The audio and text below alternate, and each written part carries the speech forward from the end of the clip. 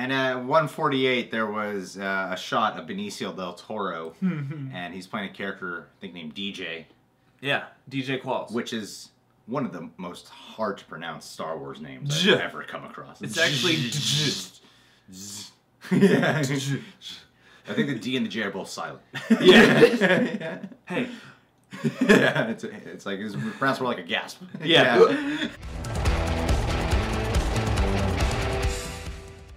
Hey guys, it's Greg Alba here. And it's John here. So we just watched, did a reaction for Star Wars The Last Jedi behind the scenes that was released at D23 Expo. This video was really awesome. Like we mentioned in our reaction, there's reasons why we're more excited for this than The Force Awakens. Primarily, I think it does primarily come down to the fact Rian Johnson is doing it. Rian Johnson has been pretty consistent with his work in the sci-fi arena. What I like what they've been doing with Star Wars is they've been getting directors who are experienced with territory on this scale. Like, I feel like a lot of times with big studio films, they get these directors who come from much smaller films to do these big studio films, and sometimes that's the best choice they could have made. And sometimes they shouldn't have done that. You know? But Rian Johnson seemed like a perfect fit. Well, because Rian Johnson's had, I feel like, the perfect upward climb. Because, you know, he started with... At least I found him when he did Brick, and that's sort of a neo-noir, very down to earth in scale. And then, you know, there's stuff like Looper, but even like Breaking Bad got him into the Academy. Looper was also this like, it was one of the darker sci-fi films that was not epic in terms of how massive the scale was, but epic in its own world of storytelling. It had that sort of like near future quality where like, yeah, there's future technology, but things are still kind of shitty around here. Yeah. It's like future technology, but things are still kind of run down. Yeah. As the case with any sequels, a lot of people have been reporting back that this one's going to be darker than The Force Awakens. Kind of. Like, the word of mouth from like certain cast members gets kind of confusing. Is it supposed to be like Empire Strikes Back and the way how it got a lot darker or not? I'm not sure, but I feel like to take it in a darker direction, in a more cinematic, emotional direction, I feel like Rian Johnson is a great choice for it. And I appreciate that in this video, a lot of people kept raving about how it's Rian Johnson's vision for Star Wars, you know? Because I didn't really feel that when people talked about JJ for The Force Awakens. Yeah. Because it was more about Star Wars coming back. They probably had to be a lot more discreet about everything they were revealing or saying. And here, everyone's really raving about, guys, Rian Johnson's vision for this is going to be pretty fantastic, you know? Yeah, and I mean, just as a fan of his, that gives me a lot of hope. And it's like we said in the last video, the thing that I think Daisy Ridley said about it being unexpected but right sounds like the perfect thing for and a lot of people said different variations of that as well. Yeah. Also, one thing I appreciate about how they handled footage of Carrie Fisher in here is I feel like they have to be very delicate with using Carrie Fisher footage in here. The reason why is because, yes, she passed away. It was a very heartbreaking time for many people. And the reason I say the word delicate is because you don't want to, like, put too much of her in the point where it seems like they're taking advantage, where people might get the misconception that they're taking advantage of the fact that she died. It doesn't feel exploitive. Yeah, that's the word I'm looking for. Yeah, I feel like they used her just enough, because like you do have to. I mean, you know, she is part of the heart and soul. Because if you don't use her at all, then it feels insulting. Yeah, exactly. You have to use her at just the right times. I mean, this is just a, you know, like a BTS clip, but it seems like everything is kind of on that level. It just gives you a good sense for everything. That's what I walked away with. It's like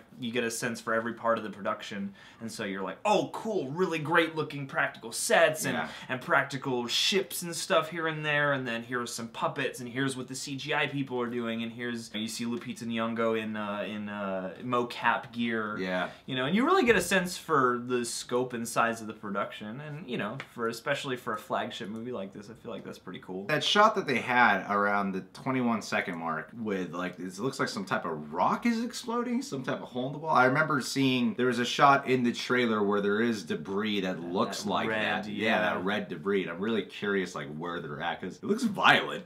Like, there's something kind of violent about that imagery. Totally. And I'm wondering what that really links to, you know? It's very striking, for sure, and anytime bright red things. And even that cameraman's getting drenched in that shot. The camera all wrapped up. Yeah. Is that a film camera? That looks like an actual film camera. I feel like Rian Johnson's the kind to choose to shoot on film. That would be a smart choice, because the originals were shot on film, and if you want to, you know, really drive home the whole, we're attached to the originals thing, you know, like, that's a good idea. As far as a continuation off of what they were doing with Force Awakens, as I know JJ was very specific about keeping it as much practical as he possibly could. Yeah. It seems like from looking at the sets, I feel like they're doing the exact same thing here, maybe even more so. I hope so. I mean, I feel like that is part of the DNA of Star Wars, and Disney is smart enough to know that. You know, we really got to go all out and put this stuff on screen, because that's part of what you latch onto so much. And I'm thinking that the actors' chemistry will probably even be stronger in this one. It's kind of like a show.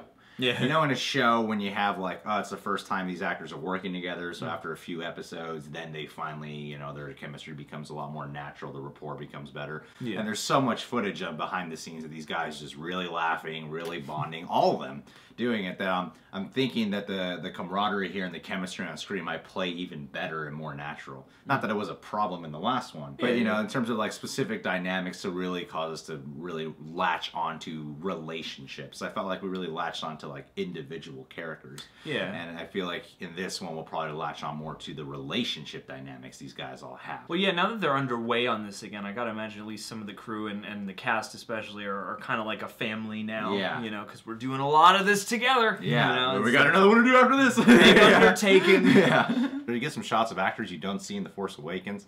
At 1:13, there's a shot of Laura Dern, who I saw her in the HBO miniseries Big Love. Okay. Not Big Love. Big Little Lies. Yeah. She was fantastic in that too. And it's like the other three actresses in that show are the ones who are the main stars, but she's also really good in that show. So it's cool to see her, like, back on the market. You know, I remember my first movie with her was Jurassic Park, a huge summer blockbuster. And so I think it's really cool for her to be in this. I like her outfit. She plays a character. Her hairdo. Vice Admiral Amilyn Holdo. I don't know if that's a character from Star Wars before, and like the cartoons or something. Parts of Star Wars, extended parts of its universe, maybe. But I'm excited to see if she's a touched upon character here, or if she's just like, hey, cool cameo from Laura Dern, you know? Because sometimes that happens. Think Phasma. You know? Yeah, I hope she's in here somewhere. Yeah, they have Phasma in here at one point. That showed that she's being more involved in the film. Because some people were under the impression that she died in the first one. No, and I wasn't under that impression. I thought they just like, oh, let's get rid of her, but I didn't think they killed her. Oh no, I for whatever reason I walked out of The Force Awakens being like, oh yeah, they just set that character up and she's gonna come back later. You know, in much like the thing I was excited about will probably happen in a future Star Wars movie, because I was excited about, you know, her casting and some of the other special new people, and some of them didn't get tons to do in Force Awakens, so I'm happy to see that. She's considered one of the best characters on Game of Thrones, and so people were jacked to see her in this, and then people were let down that she was barely in Force Awakens, and rather just really pushed to the side. Yeah. So I'm hoping Rian Johnson and the whole Star Wars team took big notice of the fan backlash on that. Yeah. And decides we're going to really find at least a couple of scenes to make her of strong use, and especially have a freaking fight. Yeah!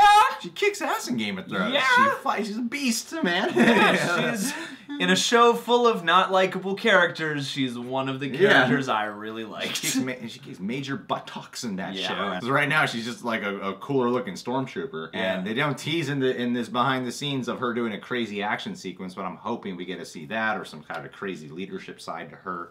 She's gonna whip all those stormtroopers into shape and teach them how to shoot straight. She's gonna kill all the stormtroopers and then inherit all their energy and power and become this giant mega trooper. Yeah, you know where I was going with that. Yeah, I got you. 148, there was a shot of Benicio Del Toro, and he's playing a character I think named DJ. For a second there, I thought that was Andy Serkis. Well, Andy Serkis is in this. He is. That's why I got confused. I was like, "Oh, he's just hanging out on set," and then you pointed it out, and I realized I was mistaken. He's General Stoked. Stoked to take over the galaxy, bro. Stoked to get onto some of these nefarious deeds. Really all about it. I love changing sizes. Nobody knows who I am. It's great. One day, Andy Serkis will play non-mocap characters. I feel like every movie he's in should be like King Kong, where he's a mocap character and an on-screen character. Yeah. Then he really will be the most hardworking, unacknowledged actor. I don't think people really have much information on who the DJ character is supposed to be. No. But I think Benicio Del Toro is a fantastic actor. I love that he's in Guardians, the MCU, and now he's in Star Wars as well. Mr. Disney. But he looks more like a regular guy in this one. Maybe he's from an Earth-like planet where he plays a detective. Ah, that'd be cool. Maybe they abducted his character from Sicario. There's also a shot at like 2:29. John Boyega and Daisy Ridley are dancing. I hope that's not them goofing off behind the scenes. Yeah. And that's a real... I hope that's like the opening shot. Yeah, yeah. I hope it's... Then it smashes to black and says... 1 year earlier. She's training. My hope is that this becomes like a credit sequence where like the credits roll to the left and all the cast is dancing to the same song but on different sets. Yeah. Because that's really my favorite way to end every movie. You know how Disney does these like Star Wars shows, like Darth Vader comes out dancing and stuff? Yeah, yeah. I hope they should just start doing that. It's about time they brought the Christmas special, you know, heavier into the actual mythology. Yeah. You know? I feel like it's What about we want time. is fun, man. Do you know how much people talk about and reference the Star Wars Christmas special? I mean, it seems weird that at this point they just wouldn't remake it for the modern age. Arguably up there with Empire Strikes Back. Definitely one of the best. That line that they end on with Carrie Fisher, you know, saying how it's about family. One part of me goes, oh, Vin Diesel, Fast and Furious. That is heartbreaking to hear. Because you feel it. You feel it. and for anyone who's like seen documentaries or interviews, you're like, that's pretty much who Carrie Fisher is. And I've met a couple people who've met her just on the street, not at like a convention, but like bumped. One person ran into her in the hit her car. They had to exchange info, and they talked for a while. She even got a photo with her, you know. Yeah, she's just such a nice person. And you know, in a lot of ways, Star Wars is about family. It's all about Skywalkers, you know. Oh yeah, well yeah, and also just, you know, she's been with this series since the start, and so has Mark Hamill and a lot of people, you know. Like there is a certain family vibe I get, you know, even just isolated from this, but also just across Star Wars. You know? And I wonder how they're gonna handle, you know, the fact that she passed away. Yeah. You know, are they gonna have an off-screen? I really hope they. I'm wondering, are they gonna do some? Wiz Khalifa Because weirdly, I feel like as much flack as Furious 7 got for how they handled for the Paul Walker CGI face, I feel like the majority thought it was very effective. Yeah, it was effective. It didn't feel insulting. Which surprisingly, it just looked a little silly when you could tell it's CGI. Well, I think it helped knowing that his brother, you know, stepped in to do that, and you know, it's everybody kind of understands like we have to get this done. However, we got to do this respectfully. Yeah. And I know they did finish filming. I think they had some post to complete after she passed away, but I know they finished filming all her scenes. But I'm wondering, like, how are they gonna handle it in a certain way? After The Last Jedi and the next installment, are they gonna say something about how she did pass away? Are they gonna give her some type of goodbye scene? Are they gonna give her some type of death scene? Like, what are they gonna do with that? Are they gonna do some, you know, the face CGI thing that people do? Yeah. Which people found insulting enough as it was for Rogue One. There was definitely, especially the debate over Peter Cushing at the time. Yeah, but then they even had Princess Leia show up at the end that people thought was really weird. Oh, yeah, it definitely looked weird. I mean, like, it was before it was ghoulish. Yeah. You know, and now it's... I don't know how I would feel about that now. We've seen from Rogue One that they can do it, and at the time, you know, it was just creepy looking. I definitely wouldn't want to see them just keep using that character. I feel like that character has to exit. Oh, yeah, like, that would be insulting. Leia has to exit. If they need to use it for that purpose, I understand, as long as the way that they handle, you know, as long as the context and the way they justify it in the story makes sense. Yeah. You know, like, as long as it's respectful that way, we have the technology, I guess. So, and you know, I can't imagine anybody invested in these films for so long would be like, no, I don't want it to make sense. Well, guys, tell me, are you excited for Star Wars The Last Jedi? Do you want to see this? Do you want to see this? Because I feel like a lot of people don't. Are you a Star Wars fan anymore? Does anybody like Star Wars anymore? Like it? I feel like it makes like no money. I know. I never hear about it. I feel like it's like one of the least talked about things on the internet. Barely any merchandise. Like, I tried to buy a Star Wars T-shirt the other day. I was like, couldn't find anything. Disneyland doesn't seem to care about it either. No, they're not gonna. It's not like they're gonna knock down half the park and build Star Wars on top of it or anything like that. Subscribe to The Real Rejects. Click that notification bell. John Humphrey on Twitter and Instagram. Jump on it. Social media manager at Blumhouse. And as always, you can go check out our patreon.com/TheRealRejects for exclusive perks and rewards that all go to contributing to keeping this channel running. Much love to all of you.